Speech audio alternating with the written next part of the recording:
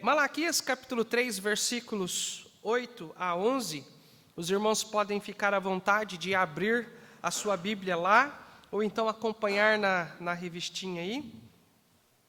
O versículo, ele foi extraído da Bíblia ACF, Almeida Corrigida Fiel, a versão que nós usamos, e o texto diz assim: Roubará o homem a Deus? Todavia vós me roubais e dizeis: em que te roubamos? Nos dízimos e nas ofertas. Com maldição sois amaldiçoados, porque a mim me roubais, sim, toda esta nação. Trazei todos os dízimos à casa do tesouro, para que haja mantimento na minha casa, e depois fazei prova de mim nisso, diz o Senhor dos Exércitos, se eu não vos abrir as janelas do céu, e não derramar sobre vós uma bênção tal, até que não haja lugar suficiente para recolherdes, e por causa de vós repreender o devorador, e ele não destruirá os frutos da vossa terra, e a vossa vide no campo não será estéril, diz o Senhor dos Exércitos. Irmãos, quando nós falamos sobre dízimos, existem 4 problemas para nós ensinarmos isso na igreja. Quais são esses problemas? O primeiro o dízimo é um assunto delicado por se tratar de dinheiro. Então, tudo que envolve dinheiro é complicado. Herança, recursos financeiros, comprar isso, comprar... Tudo que envolve dinheiro é delicado. E quando se fala de dízimo, não é diferente. Outro problema são as igrejas mercenárias. As igrejas mercenárias que eu digo, o que é um mercenário? É aquele que trabalha, que faz algo por dinheiro, independente se é algo certo ou errado, ele vai fazer. Se for para roubar por dinheiro, ele vai roubar.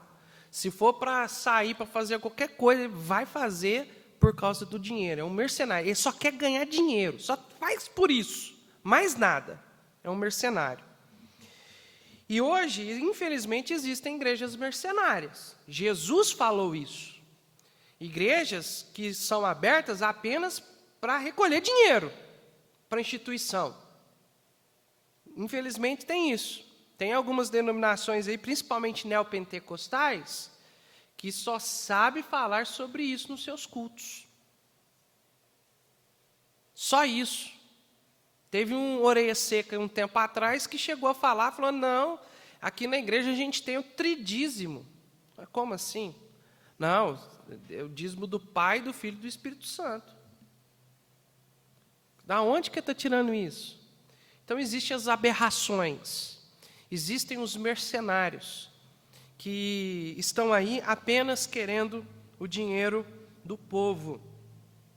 Então, é um assunto que fica delicado também, porque essas igrejas, infelizmente, são igrejas que estão nas mídias, são igrejas que têm canais de TV, e por essa razão, o que acontece é que elas se tornam um padrão. Eu até mencionei aqui na igreja um tempo atrás, né, que quando eu vendi o Fiesta, para nós investirmos alguns recursos lá na casa, e nós compramos o Uno, teve pessoas que chegaram no meu filho Estevão e falaram assim, que isso, seu pai é pastor, seu pai está andando de Uno só para disfarçar, seu pai está cheio da grana. Da onde que ele tira isso na cabeça dele? Das igrejas mercenárias, que vivem pedindo dinheiro. Então, infelizmente, essas igrejas acabaram sendo um padrão para as pessoas. Hoje, quando fala-se de igreja, de pastor, igreja evangélica de pastor, muitas pessoas já fazem críticas, né, falando sobre dinheiro. Você dá dízimo então para o pastor, né, assim por diante. Então, elas acabam se tornando um padrão e acaba deixando o assunto um pouco delicado. O terceiro problema é falar em dar para um coração apegado ao dinheiro. Como nós falamos, quando se trata de dinheiro, sempre é delicado. E quando se fala ainda de um coração apegado ao dinheiro, nós temos um problema também, porque a pessoa que é apegada ao dinheiro, ela não quer dar, ela não quer entregar, ela quer tudo para ela. E nós vamos ver que um coração, irmãos, um salvo e lavado pelo sangue de Cristo, ele não pode amar as riquezas. O apóstolo Paulo fala que o problema não é o dinheiro, mas o problema é o amor ao dinheiro, é o apego ao dinheiro. Então nós precisamos, irmãos, Jesus, quando ele nos salvou, ele salvou a nossa alma, amém, irmãos? Salvou a nossa vida. E quando ele nos salvou, nós nos entregamos completamente a ele. Todas as áreas de nossa vida é do Senhor, inclusive a nossa área financeira. Então nós precisamos estar dispostos a ouvir os ensinos de Deus em todas as áreas, inclusive na área financeira também. Nós precisamos aprender. E uma das coisas que Deus quer fazer de nós é que nós sejamos desapegados das coisas materiais.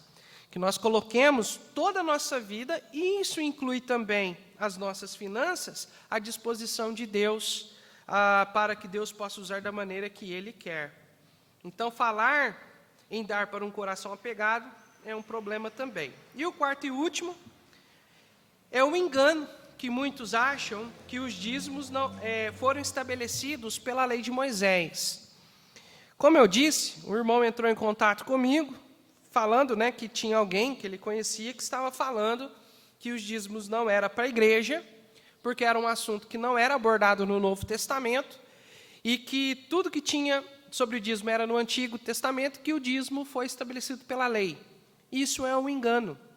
É um engano achar que só o Antigo Testamento fala sobre dízimo, e é um engano também achar que os dízimos foram estabelecidos pela lei mosaica. E nós vamos ver que não é bem assim. Mas a Bíblia, irmãos, nos ensina, independentemente do assunto ser delicado ou não, nós precisamos pregar. Amém ou não, irmãos? Paulo fala em 2 Timóteo 4:2, pregue a palavra, inste em tempo e fora de tempo. Então, precisamos pregar. É um assunto que eu não gosto de falar, irmãos. Dinheiro eu não gosto de falar, eu não gosto de ficar falando de dinheiro. Mas é um assunto que precisa ser pregado. Amém, irmãos? É um assunto que precisa ser falado porque a Bíblia assim nos ensina. Então, vejamos então aqui, irmãos, o que a Bíblia diz sobre a questão do dízimo. Primeiramente, o que é dízimo? O que é dízimo?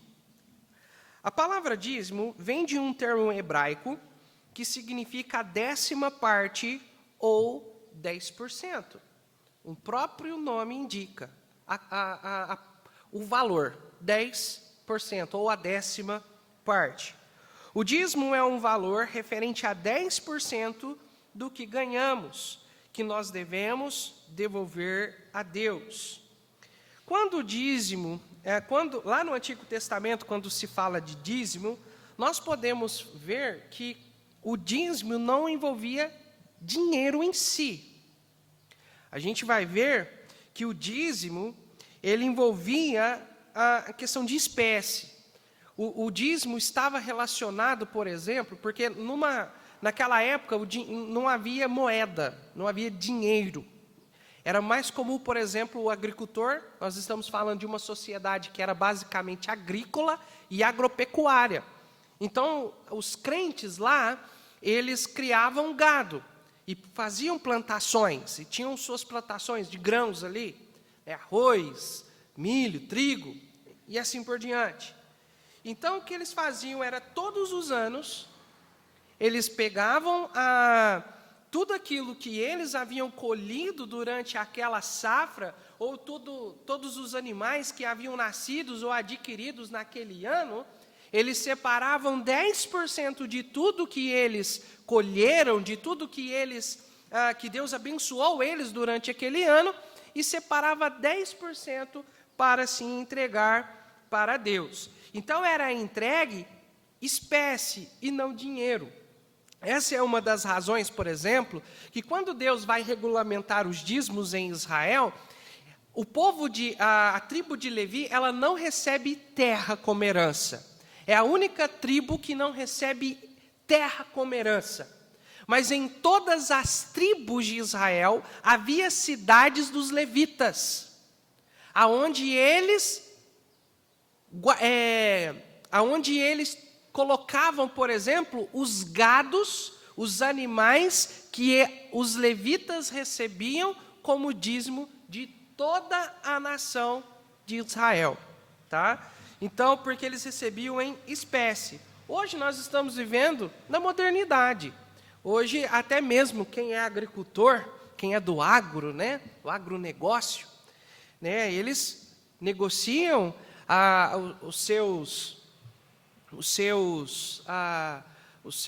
os alimentos ali, os gado e tudo mais, e tudo é revertido em dinheiro, né? Então, hoje, sempre quando se fala, nós estamos falando em dinheiro, né? Nós fazemos uso de dinheiro na nossa sociedade. A Bíblia também fala de oferta alçada. Quando nós lemos lá em Malaquias 3:8, fala que o povo de Israel estava deixando de entregar a Deus os dízimos e as ofertas alçadas.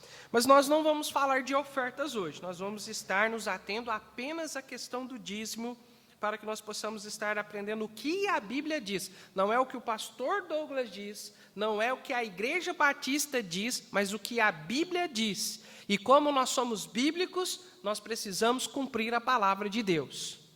Amém? Esse é um ponto.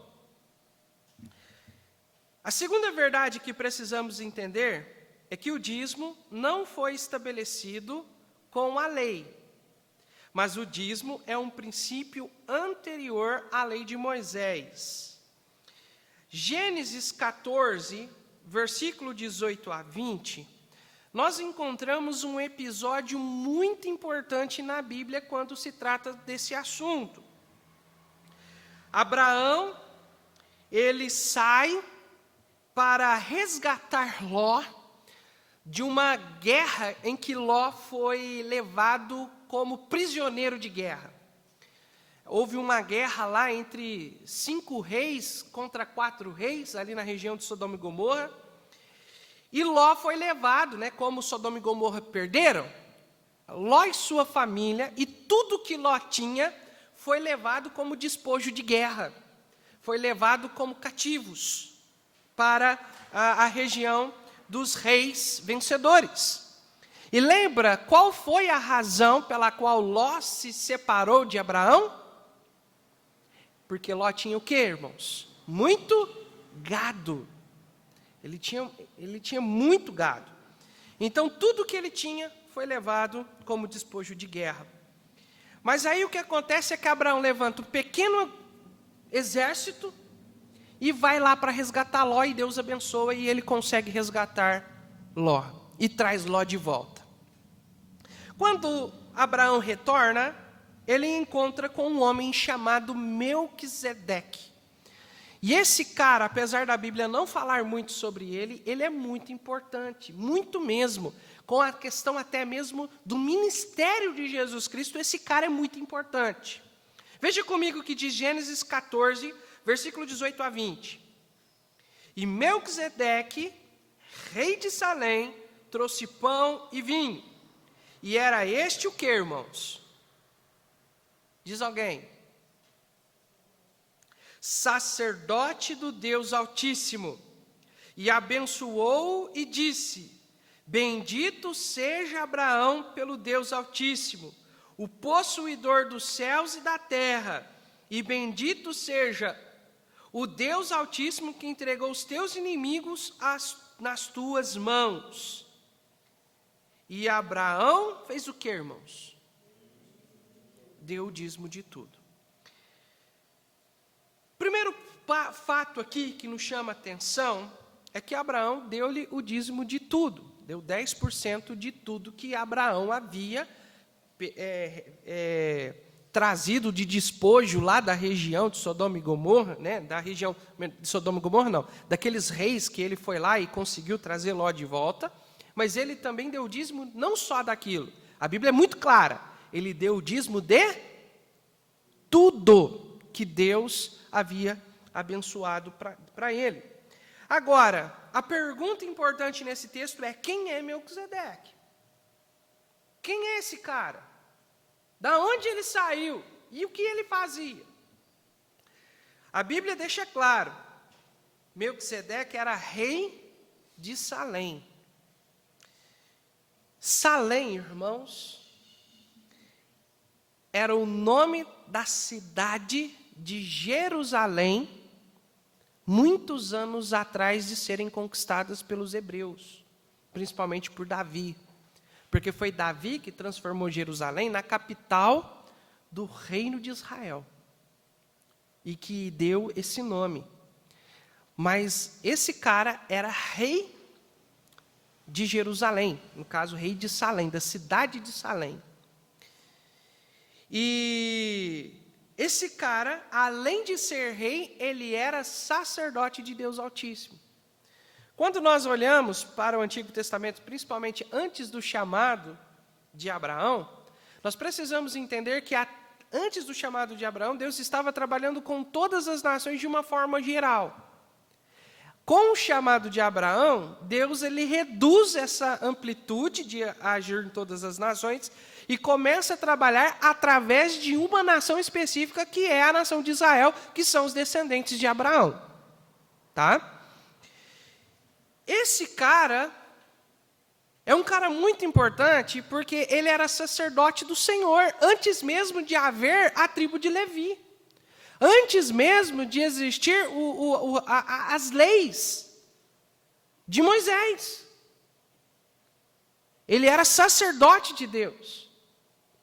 Abraão, quando soube que aquele cara era rei, mas não só rei, mas ele era sacerdote do Deus Altíssimo, de Jeová, ele então, o que ele faz? Ele entende e fala, não, vixe, esse cara é o sacerdote, então ele vai e entrega o dízimo de tudo.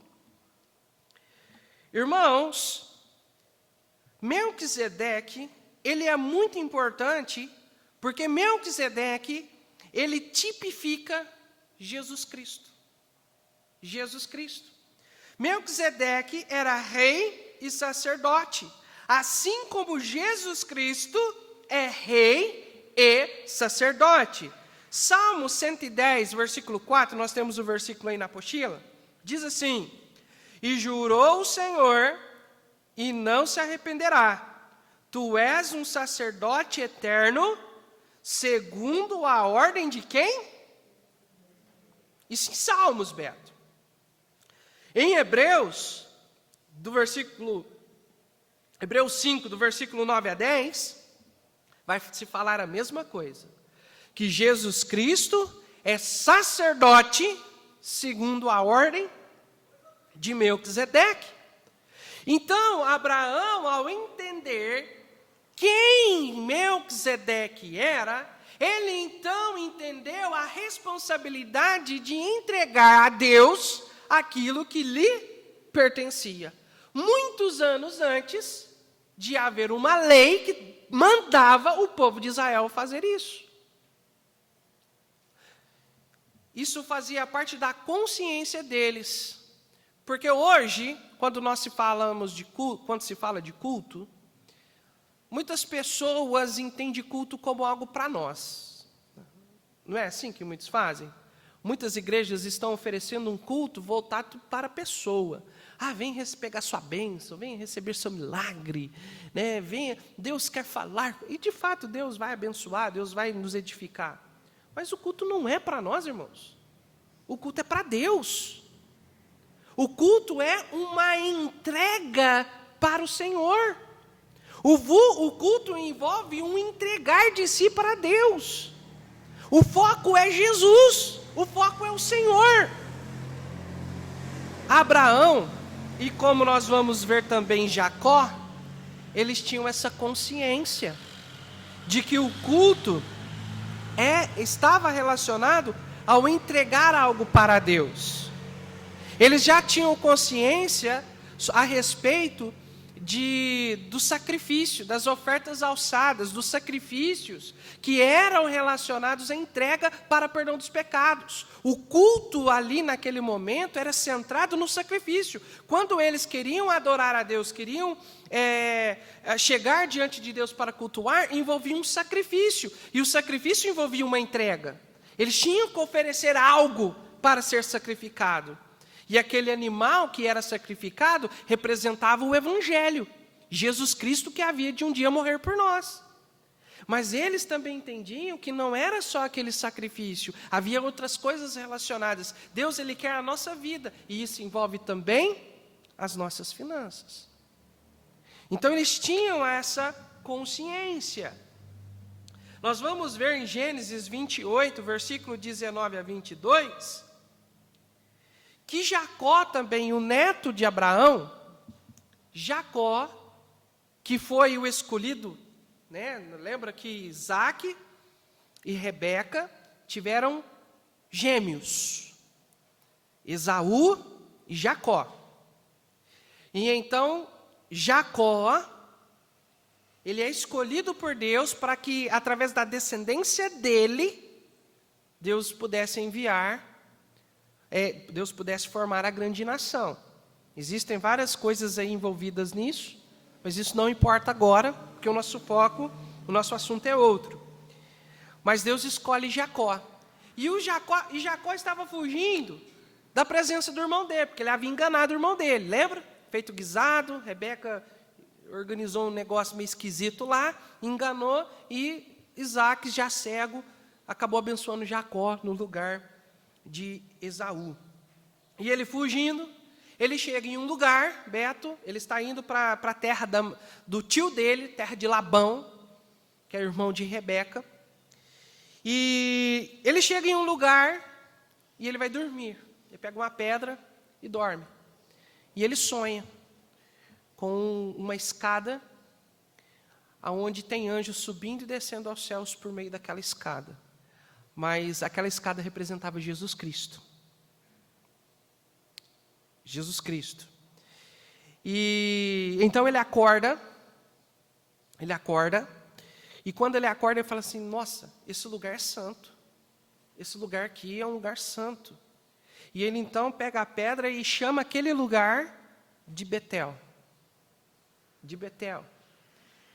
E ali naquele lugar, ele faz um voto com Deus. Ali Deus fala com ele, né? Fala assim, ó, que Deus iria ser com ele, que iria abençoar ele, e que a descendência de Abraão, né, o povo, Deus iria fazer da descendência de Jacó, ele seria, né, o escolhido, e da sua descendência iria cumprir todas as promessas feitas a Abraão. E então ele faz um voto com Deus, e ele fala assim: Senhor, se o Senhor me abençoar nesse meu caminhar, nessa ida lá para o meu tio, e o Senhor será o meu Deus, e eu vou lhe dar o dízimo de tudo. Veja aí o que diz Gênesis 28, 19 a 22. E chamou o nome daquele lugar Betel. O nome, porém, daquela cidade antes era Luz. E Jacó fez um voto, dizendo: se Deus for comigo, e me guardar nessa viagem que faço, e me der pão para comer, e vestes para vestir, e eu em paz tornar a casa de meu pai, o Senhor me será por Deus. E esta pedra que tenho posto por coluna será casa de Deus. Preste bastante atenção. Será o que, irmãos? Casa de Deus. E tudo quanto me deres, certamente te darei o dízimo. Nós podemos ver claramente aqui, irmãos, Betel, aquele lugar, foi exatamente o lugar onde o templo de Jerusalém foi construído, irmãos. Na Bíblia nós não temos coincidências. Deus dirige tudo, assim como na nossa vida também. Não existe coincidência, não existe sorte para os crentes. Tudo é Deus na nossa vida, amém, irmãos? É Deus. E nós podemos ver aqui, ele falando: aqui será a casa de Deus, e de tudo quanto me deres, certamente lhe darei o dízimo. Quem que falou isso para ele, irmãos? Quem que colocou isso no coração dele? A lei mosaica? Não, a lei não existia ainda. Mas isso estava no coração deles, porque como estava relacionado a Deus, e a habitação de Deus, ele tinha que entregar algo. Então o dízimo é um princípio eterno. Esses versículos, irmãos, mostram para nós que o dízimo não foi estabelecido pela lei de Moisés. O dízimo é um princípio anterior à lei, um princípio que estava relacionado à adoração, um princípio praticado por aqueles que amavam e temiam a a Deus, para aqueles que conheciam a Deus de verdade. Portanto, um dízimo é um princípio divino e eterno. É a primeira coisa que nós precisamos entender. O dízimo não foi estabelecido pela lei. É muito anterior à lei e estava relacionado à adoração a Deus. Quem que colocou isso no coração de Abraão e no coração de seu neto Jacó? Deus. Amém, irmãos? Primeiro ponto. Na verdade, o segundo nós, né?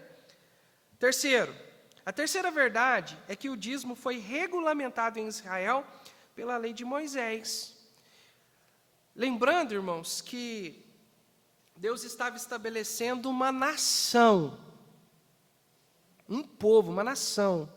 E essa nação precisava ter uma constituição, um conjunto de leis para reger aquela nação.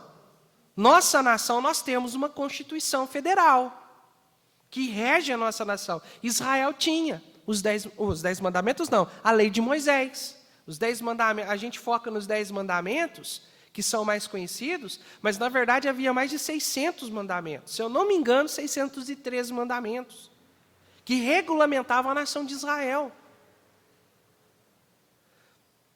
Então, através da lei de Moisés, da lei que Deus deu a Moisés, Deus regulamentou os dízimos em Israel. Levítico, capítulo 27, versículo 32. O povo ainda estava no deserto. E as leis estavam sendo dadas. Diz assim: num tocante a todas as dízimas do gado e do rebanho, tudo que passar debaixo da vara, o dízimo será santo ao Senhor. O que Moisés está dizendo aqui? O dízimo será consagrado, separado para Deus. É isso que Deus está dizendo através de Moisés para o povo de Israel. Deus regulamentou o dízimo em Israel com um objetivo muito certo, que era para suprir o sustento da casa de Deus em Israel. Números 18, 21. Na apostila você tem um versículo. E eis que aos filhos de Levi... Quem que eram os filhos de Levi? A tribo de Levi foi a tribo de Israel que Deus separou, Beto, para o ministério do sacerdócio. O ministério sacerdotal, o serviço a Deus, era realizado apenas pelos descendentes de Levi. Levi era um dos filhos de Jacó. Depois o nome de Jacó foi mudado para Israel, e os 12 filhos de Israel, na verdade, os filhos, né, os filhos homens de Israel, se tornaram os patriarcas, os 12 patriarcas. Mas nós vamos ver, por exemplo, que Levi não recebeu herança, mas José recebeu porção dobrada através dos seus 2 filhos, Manassés e Efraim, tá? Então, Levi não recebeu herança de terra, porque Deus separou a tribo de Levi para a missão, para a honra. Deus separou Levi para terem a honra, o privilégio de servirem ao Senhor no ministério sacerdotal. A tribo de Levi era o povo que estava responsável de cuidar das coisas espirituais dentro de Israel. Então, quando ele diz: e eis que os filhos de Levi tenho dado todos os dízimos em Israel por herança, pelo ministério que exercem, o ministério da tenda da congregação. Então, Deus, ele regulamentou os dízimos em Israel para prover recursos, o sustento, para que todo aquele sistema cerimonial de adoração a Deus, de sustentar os levitas que viviam apenas, exclusivamente, com as coisas de Deus, com o sacrifício, com relacionadas à tenda da congregação, que é o tabernáculo, Então, o dízimo foi dedicado para isso, para que houvesse sustento da casa de Deus e de todo aquele sistema cerimonial. Cada tribo tinha que enviar 10% de todos os seus ganhos para o tabernáculo e, posteriormente, para o templo em Jerusalém. Então, conforme a nação ia crescendo, irmã Gilda, esse sistema era mais complexo. A logística para manter tudo isso funcionando era muito, muito grande. E toda essa logística era sustentada pelos dízimos que a nação de Israel tinham que trazer até o templo para os levitas. Não era no templo, mas eles entregavam para os levitas aonde eles estavam mais perto. Havia as cidades aonde os levitas herdaram e eles levavam esses dízimos até os levitas. Em Malaquias, que é o texto que nós lemos hoje de manhã, o povo de Israel estava desobedecendo a Deus. Nos dias de Malaquias, o povo já havia regressado do exílio babilônico. Lembra que Babilônia conquistou Jerusalém e levou a nação de Israel cativa para a Babilônia. Muitos judeus foram espalhados, mas muitos foram para a Babilônia. E com... eu esqueci o nome do rapaz aqui, estava na ponta da língua aqui. Eles retornaram. Estou tentando lembrar o nome, mas fugiu agora. Enfim, não é importante. Eles retornaram. E o templo em Israel, que havia sido destruído por Nabucodonosor, já havia sido reconstruído. O templo já havia sido reconsagrado por Esdras. O sistema cerimonial, o culto a Deus no templo, já havia sido reestabelecido. Os muros de Jerusalém já haviam sido reconstruídos por Neemias. Então, o povo tinha que ali continuar a viver em obediência por Deus. Era um recomeço. Só que o profeta Malaquias nos denuncia que o povo de Israel estava pecando contra Deus. O povo se recusou em obedecer a Deus em algumas áreas, entre elas o entregar os seus dízimos a Deus. Uma argumentação que o povo de Israel usava para não devolver os dízimos a Deus era justamente falar: Senhor, a nossa colheita está fraca, a gente planta 10 sacos, colhe 9, está difícil viver, uma seca, uma escassidão das coisas, como que a gente vai entregar?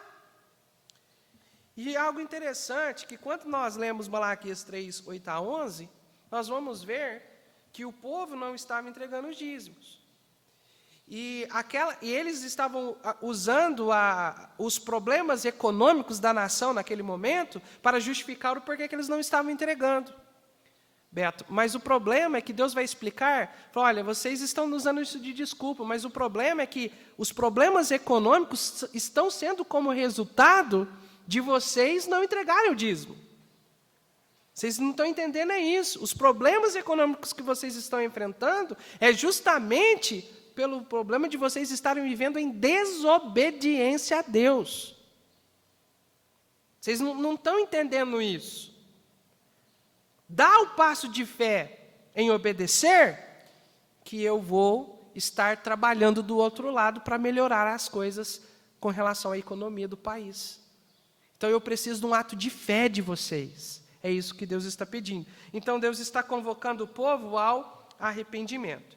E aqui em Malaquias capítulo 3, versículos 8 a 11, nós podemos ver aqui, irmãos, que Deus estabelece alguns princípios importantes a respeito do dízimo. Abra comigo lá, você pode abrir na apostila na primeira página ou abrir a sua Bíblia, fique à vontade para o que você quiser. Mas Malaquias, versículo 8, diz assim: roubará o homem a Deus? Todavia vós me roubais e dizeis: em quem te roubamos? Nos dízimos e nas ofertas. Com maldição sois amaldiçoados, porque a mim me roubais, sim, toda esta nação. Trazei todos os dízimos à casa do tesouro, para que haja mantimento aonde, irmãos? Na minha casa. E depois fazei o quê? prova de mim nisto, diz o Senhor dos Exércitos, se eu não vos abrir a janela dos céus e não derramar sobre vós uma bênção, tal, até que não haja lugar suficiente para recolher-lhes. E por causa de vós, repreenderei o devorador, aquele que está prejudicando a colheita de vocês, e não destruirá os frutos da vossa terra, e a vossa vide no campo não será estéril, diz o Senhor dos Exércitos. Malaquias 3:8, irmãos, Deus apresenta alguns princípios que Ele não trouxe na lei, que para nós estarmos aprendendo um pouco sobre isso. E Ele diz o seguinte, vejamos alguns princípios aqui. O primeiro princípio é que não dar o dízimo é roubar a Deus, versículo 8. Roubará o homem a Deus, todavia vós me roubais e dizeis, em que te roubamos? Nos dízimos e nas ofertas. Uma vez um irmão chegou no pastor Roberto e disse assim, pastor, olha, o senhor pregou sobre o dízimo, mas o senhor usou uma palavra muito forte para se referir àqueles que não estão dando dízimo. Ele falou, irmão, me perdoa, né? Mas qual palavra é? Ele falou assim, que no português essa palavra era muito forte, então eu não deveria usar aquela palavra. Ele falou, mas qual palavra é essa, irmão? Ah, roubar, pastor. Roubar é uma palavra muito forte.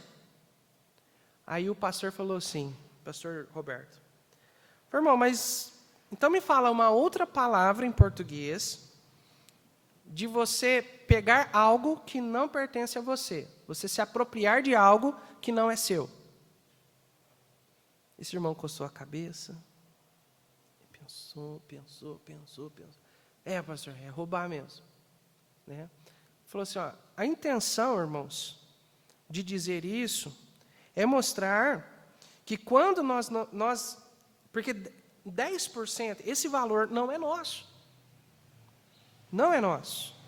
Esse valor pertence a quem, irmãos? A Deus. E quando nós não entregamos aquilo que pertence a Deus, nós estamos apropriando de algo que não é nosso. E não existe outra palavra, até existe outras mais fortes ainda. Mas a palavra é, estou roubando aquilo que... Porque não é meu dinheiro. Quando eu trabalhava lá no correspondente da Caixa com a minha prima, irmãos, mesmo a minha prima não sendo uma crente no Senhor Jesus, ela me ensinou uma coisa muito importante lá.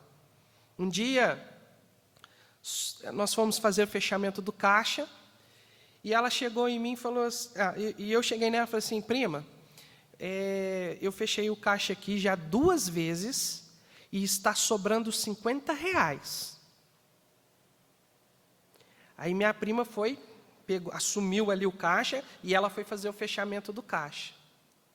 E ela foi, não, realmente está sobrando R$50, que seria a 3ª vez que a gente estaria conferindo, né? E aí eu fiz o seguinte comentário para ela, Beto, na minha ingenuidade. Falei, não, ainda bem que sobrou, hein, prima? Se tivesse faltado, hein? Minha prima olhou para mim com uma cara fechada, brava, e falou assim, Douglas, isso não é motivo de festa. O que é meu, o que é do outro, é do outro. Irmãos, aquilo ali não foi um tapa, foi um soco no meio do nariz. Eu nunca mais esqueci isso.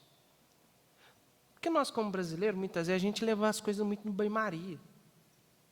E falando a verdade, nós, carnalmente falando, nossa, que bom que sobrou e não faltou, né? Mas se sobrou, significa que alguém está faltando de alguém. Eu estou prejudicando alguém. Irmãos, a minha prima não é uma crente no Senhor Jesus, mas ela foi muito bíblica naquele dia. Muito bíblica. Então, o que é nosso, mas o que é dos outros é dos outros. O que é meu, o que é de Deus é de Deus. Então, esse é um princípio. Outro princípio que esse texto nos ensina, a desobediência traz consigo consequências. Versículo 9. Com maldição sois amaldiçoados, porque a mim me roubais sim toda essa nação. O que Deus está falando aqui para o povo de Israel? Vocês estão passando um grande problema econômico na nação de Israel pelo fato de vocês estarem desobedecendo a Deus. Eu acho interessante isso, porque, de fato, irmãos, Quando nós decidimos viver uma vida de obediência, em qual seja a área que for, Deus ele vai nos honrar e vai nos abençoar. Amém ou não, irmãos? A felicidade não se busca. A felicidade é resultado de obediência a Deus. Quer ser feliz, quer ser abençoado por Deus? Obedece. Esse é o caminho, Beto. Quer desfrutar de plena paz? Obedece ao Senhor.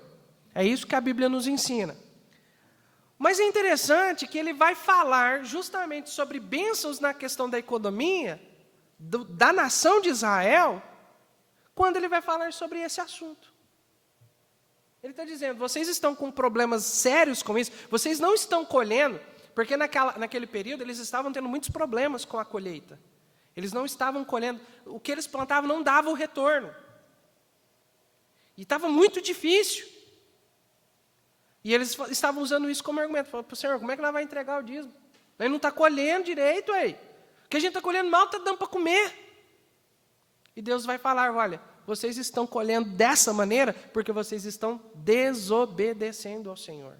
Vocês não estão vivendo uma vida de consagração a Deus. Vocês não estão vivendo uma vida de entrega ao Senhor Jeová. Vocês precisam se consagrar, vocês precisam se arrepender e voltar os seus olhos ao Senhor Jeová. É isso que Deus está falando aqui. Então a desobediência traz consigo consequências em todas as áreas da nossa vida, inclusive em não entregar aquilo que pertence a Deus. Outro princípio, o dízimo é o mandamento do Senhor, versículo 10.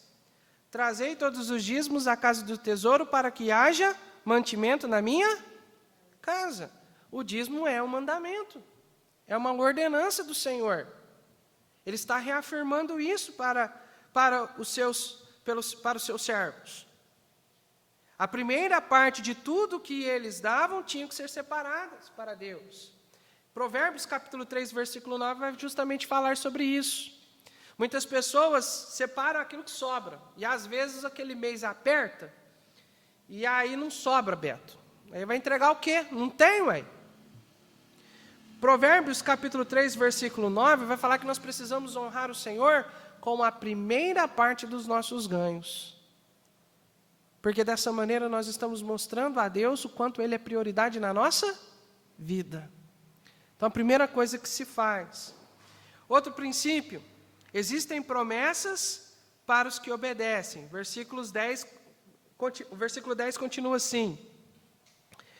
E depois fazei prova de mim nisto, diz o Senhor dos Exércitos, se eu não vos abrir a janela dos céus e não derramar sobre vós bênção tal, que não haja lugar suficiente para recolheres. E por causa de vós repreender o devorador, e não destruirá os frutos da vossa terra.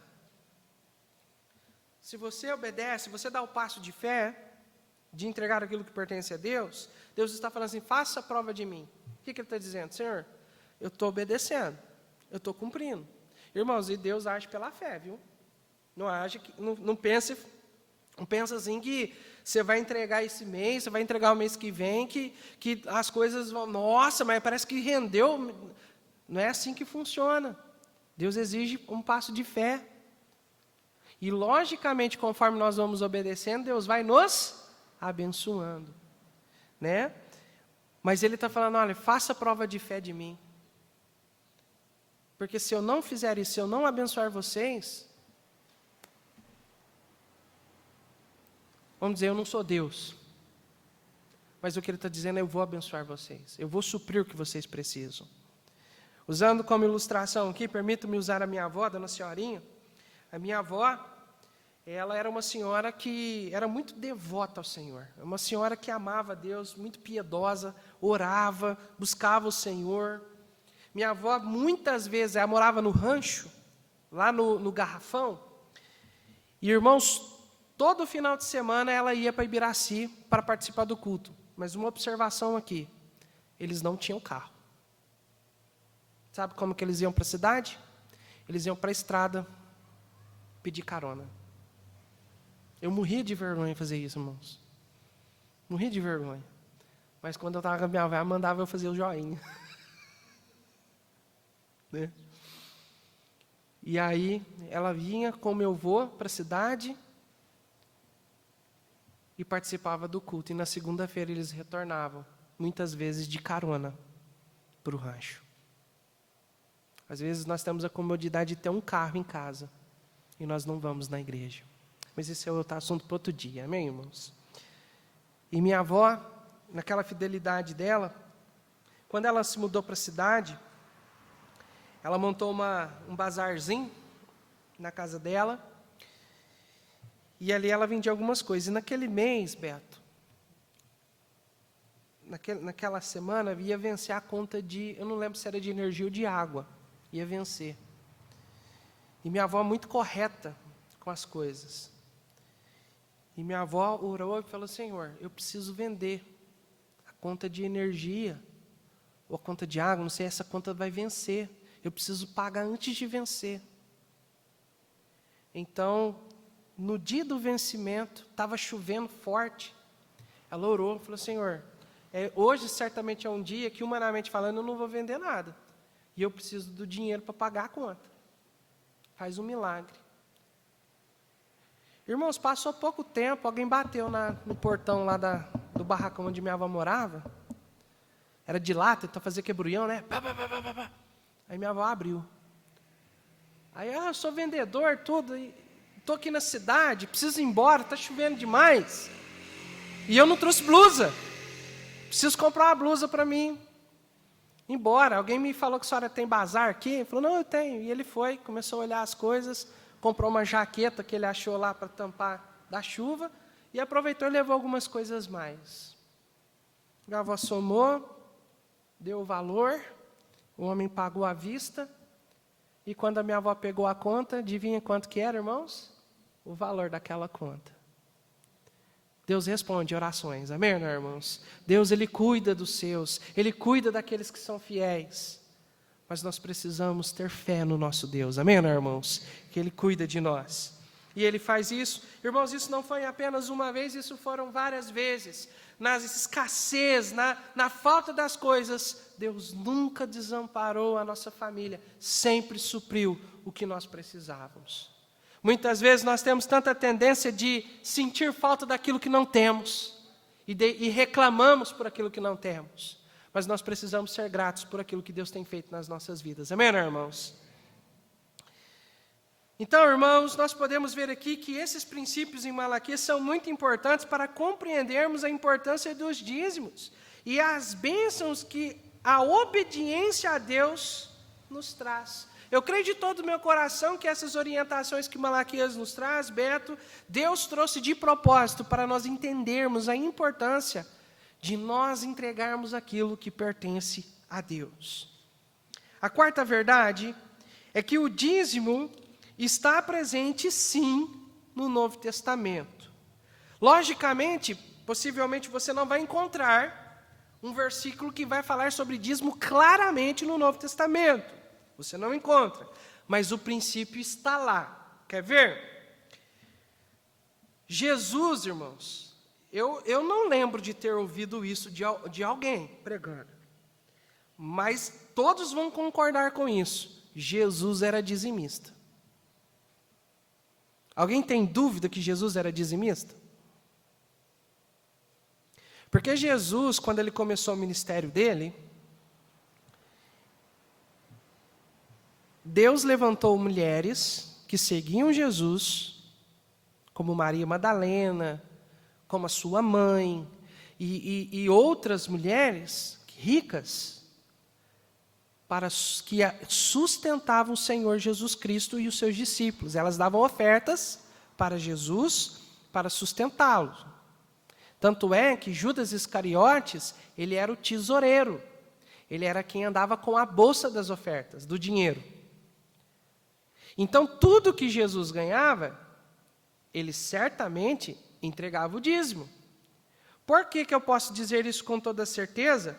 Porque Mateus capítulo 5, versículo 17, Jesus diz assim: não cuideis que vim destruir a lei e os profetas. Não vim destruir, mas eu vim o quê? Cumprir.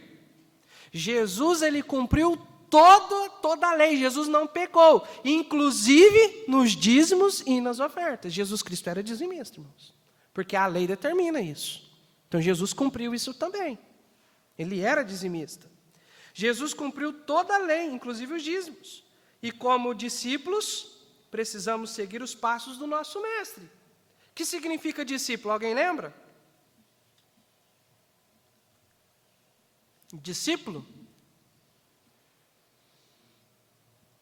Eu vou dizer mais. Jesus não quer que você seja apenas um crente. Jesus quer que você seja um discípulo dele. Um discípulo é um aprendiz. Um discípulo é aquele que segue os passos do mestre, que vê o mestre fazendo e faz igual, ou melhor. Esse é o discípulo. Se Jesus era dizimista, o que os seus discípulos precisam fazer? Ser dizimista. Jesus validou os dízimos para a igreja. Mateus 23, 23, na página 6. Esse versículo, irmãos, pode parecer algo sem importância, mas esse versículo é muito importante para a igreja. Muito. Diz assim o texto, Mateus 23, 23. Ai de vós, escribas e fariseus hipócritas, pois que dizimais a hortelã, o endro e o cominho, e desprezais o mais importante da lei, o juízo, a misericórdia e a fé. Deveis, porém, fazer essas coisas. Fazer o quê? Dar o dízimo. E não omitir aquelas. Aquelas o quê? Aquilo que é mais importante. A lei, juízo e misericórdia. Jesus aqui está falando, vocês precisam dar o dízimo. Vocês devem dar o dízimo. Na verdade, a palavra que ele usa, vocês devem fazer. Jesus manda fazer. Mas sem omitir o juízo, a misericórdia e a fé. Mas Jesus manda fazer aqui, irmãos. A palavra dever está aqui. É um mandamento, ele está mandando. Vocês devem fazer isso. Jesus poderia aqui nesse versículo, irmãos, ter revogado o dízimo. Falar, vocês não devem, vocês não precisam fazer isso. Só segue o juízo, a misericórdia, mas não precisa ser dizimista. Jesus poderia ou não poderia ter falado assim, irmãos? Mas ele fala o que aqui, Beto, para nós? Vocês devem fazer essas coisas.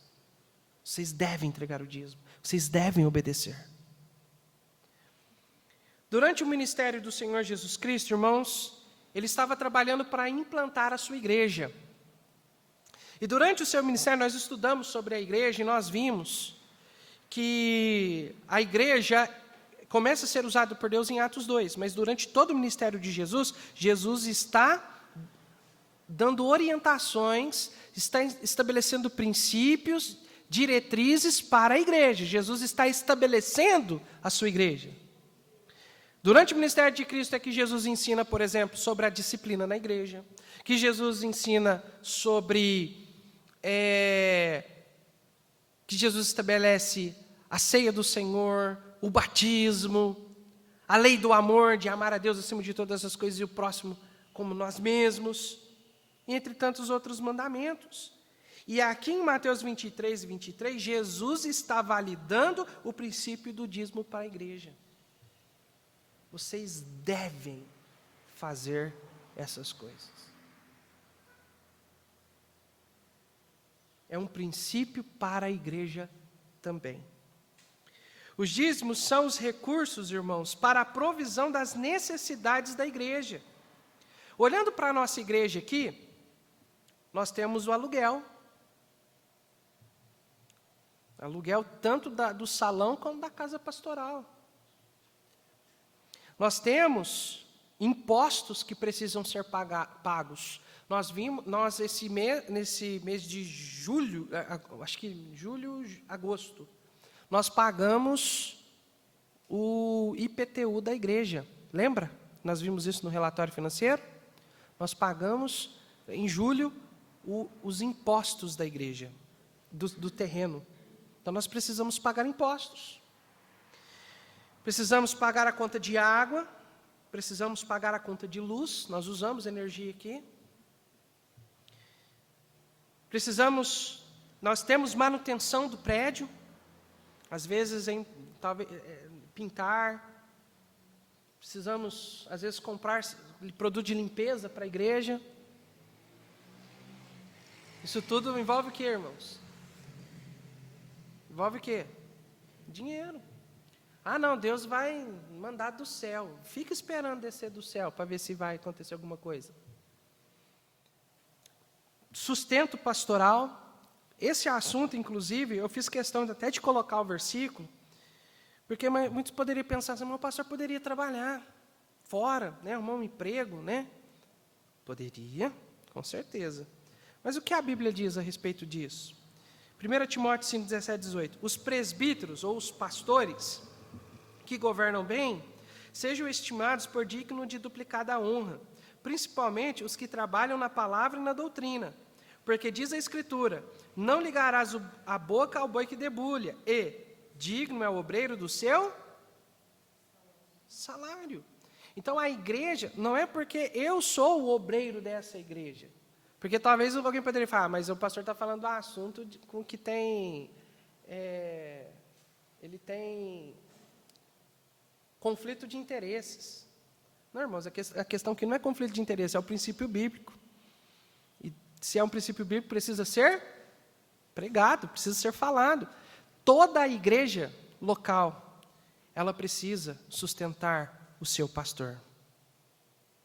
Não é porque sou eu, hoje sou eu aqui. Amanhã Deus pode levantar alguém da igreja aqui, ou trazer alguém de fora, para ser o pastor dessa igreja. A gente não sabe os planos de Deus. Talvez Deus vai falar, não, vai chegar um tempo que o pastor Douglas aqui não quer você aqui, quer você em outro lugar. Eu vou colocar outro servo aqui. Deus pode ou não pode fazer isso, irmãos? A igreja precisa sustentar o seu pastor. Nós temos uma igreja em Mato Grosso, o primeiro templo batista de Sinop. Irmãos, uma igreja extraordinária, uns irmãos extraordinários, mas estão sofrendo hoje, porque não tem um pastor. E não é nem questão de não poder sustentar o pastor, Beto. Eles têm condição de sustentar, e sustentar bem o seu pastor. Mas porque ninguém está indo. Eles querem um pastor lá que seja firme na palavra de Deus.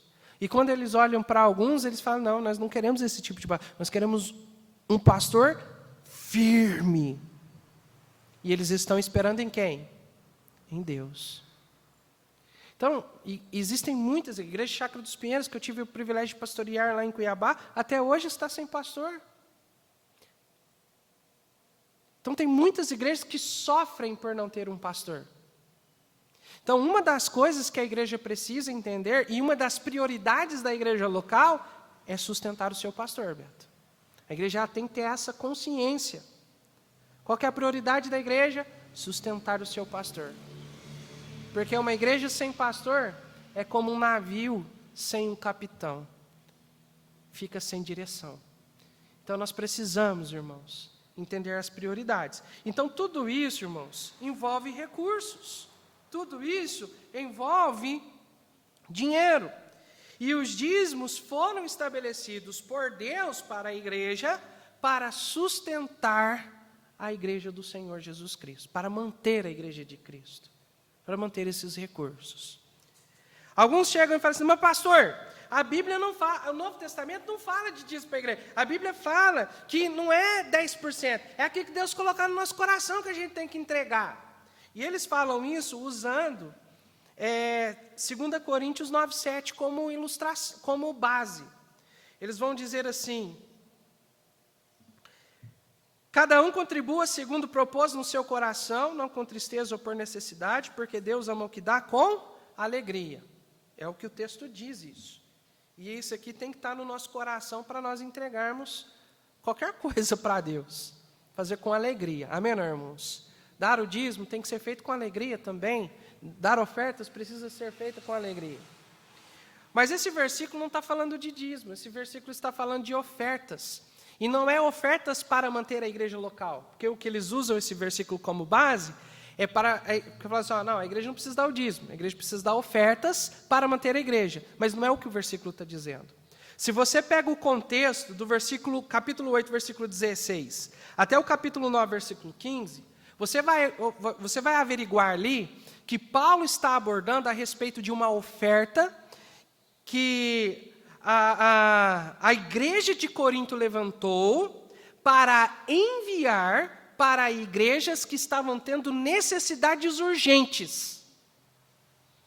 Não era para suprir o recurso daquela igreja, é para enviar para outras igrejas, para ajudar nas necessidades urgentes. Seria algo parecido, Beto, com o que nós fazemos com a oferta de missões. Cada um contribua segundo o propósito no seu coração, missões. Não com tristeza ou por necessidade, porque Deus ama o que dá com alegria. Missões. Uma oferta que nós levantamos para enviar para missionários, para obreiros, para suprir suas necessidades urgentes. Então, 2 Coríntios 9:7 não é para suprir a necessidade da igreja local, é para ofertar para outras igrejas irmãs ou outros obreiros. Em Filipenses capítulo 4, versículo 10 a 19, Paulo também vai falar sobre ofertas aqui. Só que ele vai falar de uma oferta que a igreja de Filipos levantou para suprir as necessidades dele. A igreja levantou uma oferta para dar para o apóstolo Paulo para suprir as suas necessidades em suas viagens missionárias. O Filipenses está falando de oferta missionária, Beto. Aonde ele vai falar lá no versículo 19, meu Deus, segundo as suas riquezas, suprirá todas as vossas necessidades em glória do Senhor. Então, nós podemos ver que existe uma diferença, irmãos, entre dízimos e ofertas. Uma diferença. Obviamente, na hora do dízimo, eu não tenho dízimo para entregar aqui, mas eu tenho um dinheiro no bolso. É errado eu entregar então, pastor, para suprir a necessidade da igreja? Não. Mas você tem que fazer segundo aquilo que Deus tem colocado no seu coração. Amém, irmãos? Aquilo que Deus tem feito no seu coração. Eu conheço pessoas, eu conheço pastores, meu pastor Roberto me ensinou, de separar um valor, daquele valor que a gente recebe por mês, para a gente sempre ter um dinheirinho para entregar lá na cestinha. Por quê? Como pastor, a gente precisa ser o quê, irmãos? Exemplo. Então, o pastor precisa, e é algo que eu preciso. Porque hoje, com esse negócio de Pix, Beto, a gente não anda mais com dinheiro. Não anda mais. Quem tem acesso à tecnologia, agora é só transferência. Transfere de uma conta para outra, passa no cartão, né, Beto? É assim. Por isso que, inclusive, nos novos cartões, nos novos envelopes, você tem ali o código QR. Você abre lá o seu banco, você escaneia ali o código QR e você transfere o seu dízimo na hora. Né? Isso não é errado. Mas a oferta ela é bíblica e ela deve ser feita. Mas até eu coloquei um exemplo aqui. Uma ilustração prática a respeito da diferença entre dízimos e ofertas. Nós queremos construir um templo. Amém ou não, irmãos? Deus nos deu o terreno. Amém, irmãos? Motivo de alegria. Uhul! Deus nos deu o terreno. Né, Dogão? Deus nos deu o terreno. Nós queremos construir. Nós vamos construir o templo com o quê? Com ofertas, que vão ser levantadas para nós construirmos o nosso templo. Ofertas e mão de obra. Amém ou não, Beto? Já tem que conversar com o homem lá, Beto. Quando começar lá, dia de sábado, sagrado lá na construção. Nós vamos pôr a mão literalmente na massa. Agora, os dízimos é para construir templo, Beto? Os dízimos é para suprir as necessidades da igreja local. Então, irmãos, é uma diferença simples, básica, né? Talvez alguém poderia falar que existe mais complexidade, de fato, talvez seja mais complexo do que isso, mas é uma maneira simples para que todos possam entender a diferença entre dízimos e ofertas. Agora, para nós terminarmos, irmãos, porque nós já passamos do nosso horário, Estevão, por gentileza, chama as crianças. Enquanto elas não chegam, vamos aqui para as nossas considerações finais. O dízimo, irmãos, é muito importante na Bíblia, tanto no Antigo Testamento quanto para o Novo Testamento. Nós não podemos simplesmente desconsiderar os princípios do Antigo Testamento como se esses estivessem sido caducados. O que muitos querem propor é como se o Antigo Testamento, irmã Gilda, estivesse inválido, não valesse mais para os nossos dias. Com a argumentação falando, não, nós não estamos mais debaixo do jugo da lei. Nós não precisamos mais obedecer à lei. Não é bem por aí. A Bíblia diz que toda a Escritura é divinamente inspirada e proveitosa. Amém, irmãos? O Velho Testamento não caducou. 1 Pedro, capítulo 1, versículo 23 a 25, diz assim, sendo de novo gerados, não de semente corruptível, mas da incorruptível, pela palavra de Deus, viva que permanece para sempre. Versículo 25, mas a palavra do Senhor permanece para sempre. Irmãos, obviamente nós não estamos mais sob o jugo da lei de Moisés. Nós não precisamos mais guardar o sábado, guardar abstinência de alimento, falar, não vou comer carne de porco, ou não, guardar sábado, ou qualquer outra coisa. A circuncisão também era outra coisa exigida pela lei de Moisés. Mas, irmãos, nós não precisamos, mas existem princípios que são eternos. A lei fala que não era para roubar, não era para matar. A lei fala que não era para dar falso testemunho, que não era para cobiçar a mulher do próximo. Eu pergunto, essas leis estão caducadas? De maneira nenhuma, elas valem para hoje. Nós não podemos matar ninguém, e Jesus ainda piora a situação, não é verdade? Matar não é só dar um tiro na cabeça do outro, não. Falar mal do irmão é pecado também, porque é a mesma coisa que assassinar. Meu Deus, é isso mesmo, pastor? Não adulterarás. Mas Jesus vai falar assim, ó, se você imaginou algo com a irmã, você já cometeu adultério no seu coração. Meu Deus. Os princípios ainda são válidos para hoje, amém, irmãos? Então, o dízimo também é um princípio válido para hoje também. Se não fosse assim, Jesus teria deixado isso também muito claro no Novo Testamento. O dízimo, irmãos, é importante para a igreja, importante para suprir as necessidades da igreja e da sua obra. Importante para avaliar o coração do crente. Isso aqui eu quero a sua atenção. O dízimo, irmãos, funciona como um termômetro para medir a saúde espiritual do crente. Se de fato o nosso coração está nas coisas eternas, nas coisas celestiais, ou nas materiais, ou nas coisas deste mundo.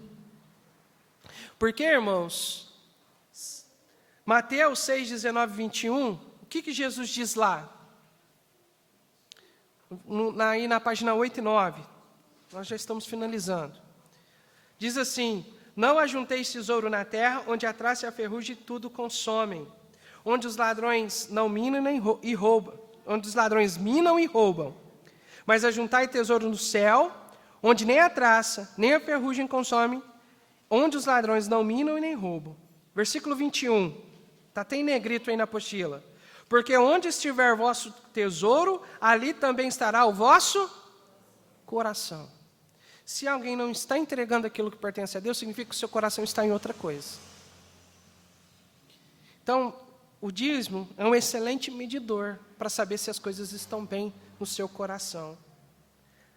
E para finalizar, irmãos, uma coisa que nós precisamos entender, nada é nosso, tudo é de Deus. Nós somos mordomos. O que é um mordomo? Alguém que administra os bens de outra pessoa. Nós somos mordomos responsáveis em administrar aquilo que pertence a quem, irmãos? A Deus. Seu carro não é seu, sua casa não é sua, o seu salário não é seu, é tudo de Deus, você tem apenas o privilégio de administrar. Sabe por que não é seu? Porque quando você morrer, você não vai levar nada. Vai ficar tudo aí, para os filhos brigar de herança. Então, é seu enquanto você está aqui. Mas, na verdade, tudo é de Deus e você é lhe dado apenas a oportunidade, o privilégio de administrar. Então, se tudo é de Deus, tudo tem que ser administrado para a honra e glória de quem, irmãos? De Deus. E Deus, sendo dono de tudo, pediu apenas para devolvermos 10% daquilo que nós recebemos. para que haja mantimento na minha casa, de acordo com o princípio que ele estabelece. Ele poderia ter pedido 90% e para nós viver com 10%? Poderia ou não poderíamos? É dele, velho. Mas ele falou assim, não, você tem suas necessidades. Você trabalhou, você merece aquilo. É mérito. Mas o que eu quero de volta é apenas 10% para manter a minha obra. Se nós temos dificuldade de entregar aquilo que pertence ao Senhor, é porque nós estamos com problemas espirituais. Você não está bem com Deus. Você precisa entregar essa área para Deus. E você precisa entregar para o Senhor as suas finanças também. Então, irmãos, nós vimos aqui, nesta manhã, nessa escola bíblica dominical, a doutrina bíblica do dízimo.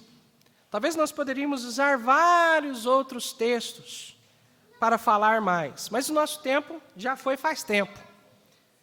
Mas o princípio está aí. E nós só temos duas decisões, irmãos. Nós não temos 3, 4, 5, 6. Nós só temos duas. Ou nós vamos obedecer ou não. Mas eu louvo a Deus pela fidelidade dos irmãos. Que mesmo diante das limitações, os irmãos têm procurado ser fiéis. E é por essa razão, pela fidelidade dos irmãos, é que essa igreja está aqui. Então louvo a Deus pela vida dos irmãos. Pela fidelidade. Continue, irmãos, sendo fiéis ao Senhor. Porque conforme o versículo que estamos decorando, Jesus está voltando. Amém, irmãos? E em breve nós estaremos com o Senhor.